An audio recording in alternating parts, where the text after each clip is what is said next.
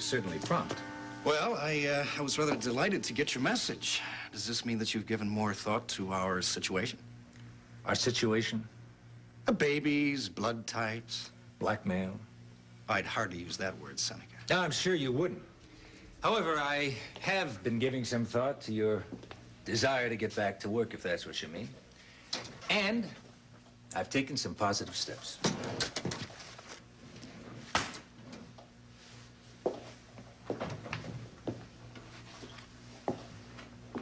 This will recommend Dr. Roger Coleridge. Seneca. Roger, in all modesty, my name is well known in most neurological centers. Now, with my personal recommendation, you could pretty well choose to residence yourself anyplace. Now, I can make that more specific if you want. Follow it through personally. Well, thank you very much, Seneca. That's very kind of you as far as it goes, but it seems to me that you're leaving something out here. Oh, am I? Like what? My recent work in the field of genetics, more specifically the transmission of blood types. Your son's case, for example. Well, now, I really don't see where that's relevant. Roger, I am recommending you because I am convinced of your talents as a neurosurgeon. I even have some ideas about programs you might look into. For example, there's one in San Francisco that's very good. San Antonio has another one that you might look into. No, wait a minute. I don't seem to have made myself clear here. I was perfectly happy with the program at Riverside. My family ties are here. This is where I want to be. I can't make it any plainer than that. In my best judgment, it wouldn't be in anyone's interest for you to return to Riverside, including yours. Fortunately, Dr. Bolak, the world does not revolve around your judgments. Well, maybe not, Roger, but at the moment I happen to be in a position to exert considerable influence over your career. Oh, I'd be the last to deny that. But you see, in this case, I think what we have is a reciprocal situation. That is, I am also in a position to exert a certain amount of pressure over your life. Now, I think that that bears a little more discussion, don't you?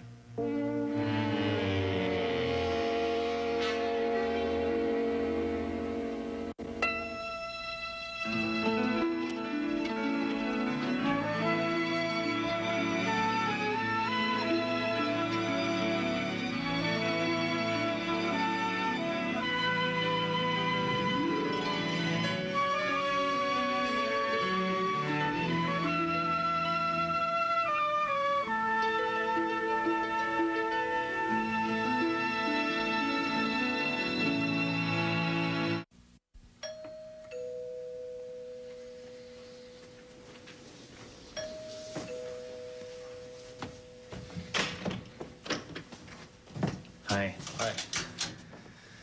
I guess you heard. A miscarriage, yeah. I'm really sorry. Come on in. Ma called me last night, but I didn't want to disturb you. How's Delia doing now? She's miserable. Disappointed. Feeling insecure. She's crying all night. She finally got to sleep around 6 o'clock this morning. Yeah, which means you probably didn't get much sleep yourself. Are you going on duty now? Yeah, I'm okay, though. I'm all right. Did, Ma tell you how it happened? She was all alone here. She couldn't reach her doctor, and she was afraid to call me because I'd just given her a lecture on not bothering me at the hospital. Well, look, come on. You know, you can't blame yourself, you know? She talked to Ma around dinner time last night, but she didn't make it clear how sick she was. And then when it happened, she couldn't get to a phone. Yeah, I heard the details. You know, that's really not like Delia. I mean, to go through something like this alone. What nobody seems to understand is that she's trying so damn hard to be the kind of wife she thinks I want her to be. Everybody's been telling her she's got to grow up, so she's afraid to ask anybody for help. Now she's even scared the family's going to blame her because she's lost the baby. And she knows better than that. How? Nobody's been knocking themselves out giving her much support lately. You heard about Mary? Yeah, she, let Dee have it and was sorry afterwards. Not really. She just didn't want to fight with me anymore. Now, look, in all fairness, Delia was behaving really badly that day, but that doesn't mean that Mary should have hauled off and slugged her. Frank, the point is that Dee needs this family. Not just me, but the family, desperately. Now she feels that the family doesn't want any part of her. She's lost them along with the baby. It's not easy to reassure her otherwise. No. Of course, a lot depends on how you feel about it. What do you mean? Well, leaving out the fact that she is little John's mother, as long as Dee is your wife, she has a place in this family. But if she weren't married to you, then she'd have a lot more reason to feel insecure. Is that a subtle way of asking me if I plan to divorce Delia now that she's lost the baby? I hadn't taken it that far, but it does occur to me now that this is an ideal moment to reassess the situation. My wife is as close to unstrung as I've ever seen her. She's terrified of being abandoned. Now, I've got to leave her this morning and go on duty. What is it you want me to do? Call her up and tell her that I'm not coming home ever again? That she'll get some papers in the mail? How could I even consider leaving her now? What do you think I am, anyway? I think you're a decent, responsible human being who doesn't have to go any farther along the path of ruining his life. Now, listen, this is a hard fact. But this miscarriage does take away the main reason why you married Delia. I don't believe this. You know, I thought you told me not too long ago you weren't handing out any more advice. Why don't you just stick to that? Okay. I didn't mean to get into this. I'm thinking out loud, and this is obviously not the time or the place. No, I can't think of a time or a place that I would care to hear that, Frank. So why don't you just forget it? Just not bring it up again, not to me, not to Delia, But staying with her out of pity isn't going to do either of you any good. Okay, you want an assessment? I'll give you an assessment as of now. Delia and I are married. We made some vows, and we meant them. And maybe if she hadn't been pregnant, that wouldn't have happened, but it did happen. And we intend to make it stick. Anybody who doesn't approve of that can either keep his mouth shut or just leave us alone. If that's the way you want it, I certainly support you. And I won't mention it again. I really hope Delia's better. I'll see you later.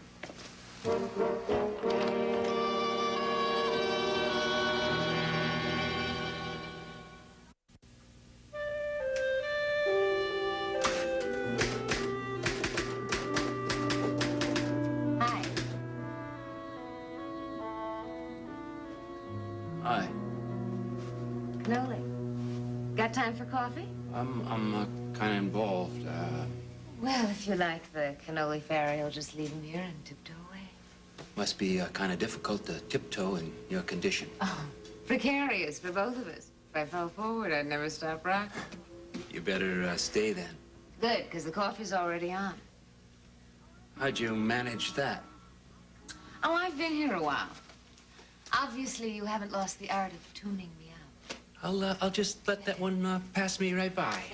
Pass me on and let me go. Slowly. I even brought along some lemon peel. Are you at a good stopping place? The best stopping place is the middle of a sentence. I remember. That was Hemingway's idea. We both thought of it independently.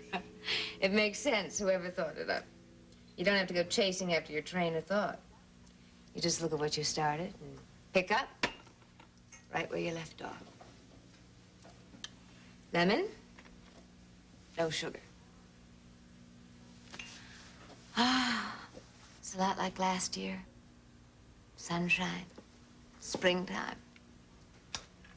Cannoli? Coffee. It's okay, isn't it? You know, I always said that for an Irish person, Mary Ryan makes a damn good cup of espresso. Finale. That's the name.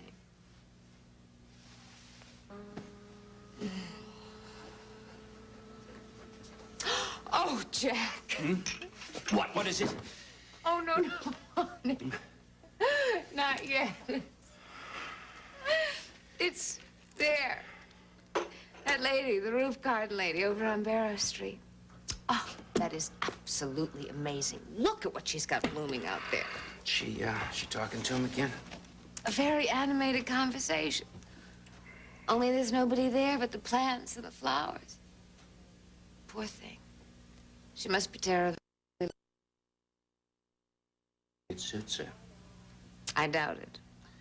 Oh, I know, I know. Lots of people like to be alone sometimes. That's different from being lonely. Well, maybe you could chuck her a cannoli and tuck a message in it. Hmm? Oh, too late. She's going back inside. I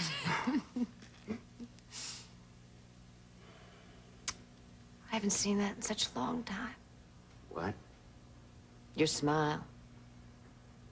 Even social misfits get spring fever. You know, maybe I'm prejudiced, but I honestly like springtime in the city best. Well, sure. I mean, anybody can go out in the country and sniff apple blossoms firsthand. That's easy. Here, you gotta work at it. A day like this, anything seems possible. Jack, I dare you to tell me you're not enjoying yourself. I dare you to say you didn't want me to leave yesterday any more than I wanted to go.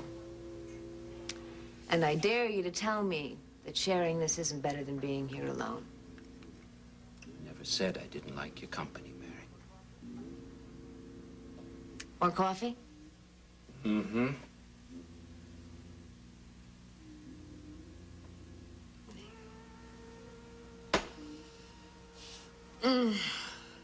You gonna miss that?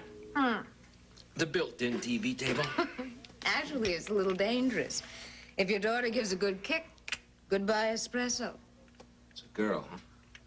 Ma and I both think so. How can you tell?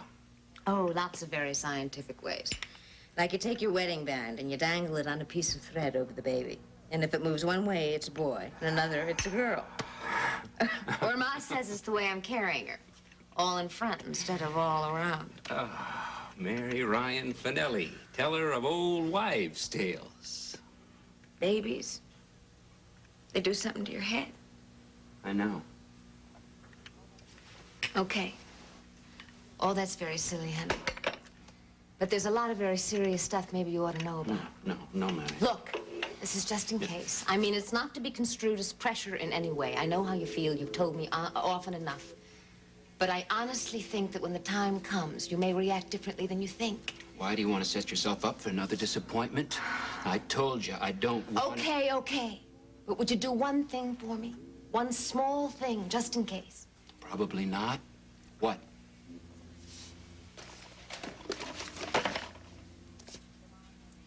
Read through this. Lamar's unnatural childbirth. You've missed all the classes, so if you should decide to change your mind, and honey, I hope you will, at least you'll have some idea of what's happening.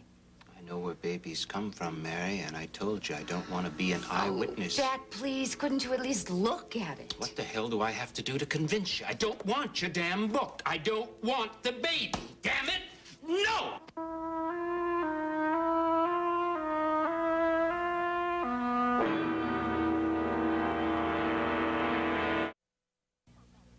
You nitwit, you could have killed somebody. Did I? I don't see any crowds gathering, but you were just lucky. Finelli, what the hell's the matter with you? Okay. It was a dumb thing to do. Just mad, that's all. Oh, I see. You were angry. Your wife made a simple little suggestion that didn't fit in with your plans for the day. Suggestion? That was no suggestion. That was just another less than subtle demand. Didn't I specifically say I wasn't pressuring you? Saying doesn't make it so, Mary. Sure felt like pressure to me. The sweet kind, the manipulative kind, the kind that you're very good at. We were sitting there sharing, having a lovely time together. It was like last year when we were just starting out. Yeah, like last year. You wanted more, only I don't have more to give, Mary. You know that now. Tried and tested. I knew it then, too, only I made a big mistake. I let you convince me I could be what you wanted. You are what I want now. You always will be.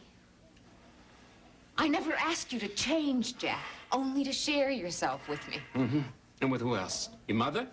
Da? Frank, Pat, Kathleen, Siobhan, the baby I don't want, then share some more, huh? More babies, all of them Ryans. Look, we've been through all this before. I don't want to hurt you anymore. Why do you keep bringing it up? Because you can share. You just did for the whole afternoon. Well, that was another big mistake. Sure, I loved it. Sitting out there in the sun with you almost made me forget what would come next, but you reminded me quick enough. Couple of cups of coffee, next step, natural childbirth. I asked you to read a book. Just in case. Just in case, when you call me up and say, Jack, I'm having your baby, I'll have the strength of character to hightail it up to Riverside Hospital, help you breathe till the kid pops out. Don't you do that. Why not? That's what I am, aren't I? Cynic, loner, misfit? That's what you told me plenty of times early enough. Only problem is you can't face the fact that you can't revise my character. Oh, that's the way I am. That's the way I am. No, it's not. You're not mean. You're not cruel, Jack. You're just scared. Why can't you realize that the worst part of it is over? We have a chance to have it all again. All our happiness, all our loving, only with more added to it. Mary, that surgery may have restored my sexual competence. But it wasn't a personality transplant. They don't know how to do that yet. Make husbands and fathers out of guys who aren't willing or able. But you are. I know you are. Mary Ryan knows. Mary Ryan knows. Mary Ryan knows. Well, Mary Ryan's wrong. She always was. I know myself. I know my limits. And I'm not going to get into something that's only going to bring more disaster. We've both had plenty of that. So why don't you save your energies to raise the baby, because I can't help you. You mean you won't? What I mean is, I don't want to help you, Mary. You can leave now. I want you and Johnny Ryan's grandchild to get out of here and leave me alone.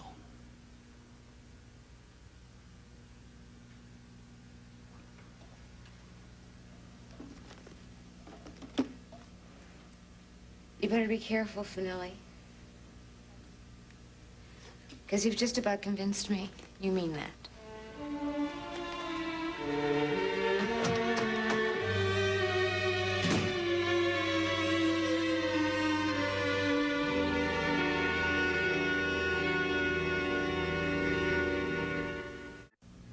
Don't you agree, Doctor, that under the circumstances, this calls for a cooperative effort? A little more giving on both our parts. Well, I'm not sure I do. Roger, why don't you stop beating around the bush and tell me exactly what it is you think you have? With the greatest pleasure. That baby that you've been calling your son is of an O-negative blood type with an subtype N. Now, curiously enough, Frank Ryan has the same blood type and minor classification. Now, you, on the other hand, are a B- with a subtype M. That doesn't prove a thing. No, but it does show us something. That Frank Ryan could very well be the father of that child. Now, Jill's subtype is the unknown factor here. We know that she's A-, and both of your dashes together could have produced Edmund's O. They certainly could. But is Jill's subtype N? I think the easy thing to do would be just to ask her for a blood sample. You wouldn't be doing your sister any favor. You realize that, don't you? Well, Seneca, she might see it differently. Roger, academic question. In your opinion, what kind of a husband would Frank be for Jill? What kind of a father would he be for Edmund? Well, judging from his track record, I don't think he'd be too hot on either counts. Look, I'm not crazy about Frank Ryan, Seneca. I saw what he did to Delia, and I think that he's used Jill rather badly. I think so. So, as toward fatherhood, Delia told me a few things. She said that Frank played daddy to little John pretty much when he felt like it. And she was left with the responsibility. Of course, we both know that Delia might not be an entirely accurate source. However, Frank couldn't convince the court of his adequacy as a father, either. It's perfectly true. Look, Frank Ryan is interested in two things, Roger. Politics and power. Now, as long as Jill cooperated and filled his needs, it was fine. But then when she started to deal with her own needs and the needs of her child, well, he couldn't tolerate that. Under any circumstances, Frank Ryan is very bad for Jillian. we agree then. And I'm sure you also agree that if Jill thought that Frank Ryan might be the father of Edmund, it might throw her right back into that destructive relationship, just when she is at the point of trying to pull herself free. Now, Roger, I can't believe you'd want that for her. No, absolutely not. Good. Because she'd only get hurt again. Well, that is exactly why I thought you would understand my point of view. You see, this situation can be very beneficial to everyone concerned. You can have a son, and you can also have the opportunity to build on your relationship with Jill. Now, I can go back to work at the hospital of my choice. And your department gains the services of a gifted, discreet neurosurgeon. Hi. Couldn't resist bringing good news. Edmund weighed in at exactly 10 pounds this morning. Wow, that is good news, Gillian. Hey, that's terrific. Thank you, thank you. I've got some good news, too. Oh. Congratulate me. Seneca just asked me back on staff. Great. Isn't that right, Seneca?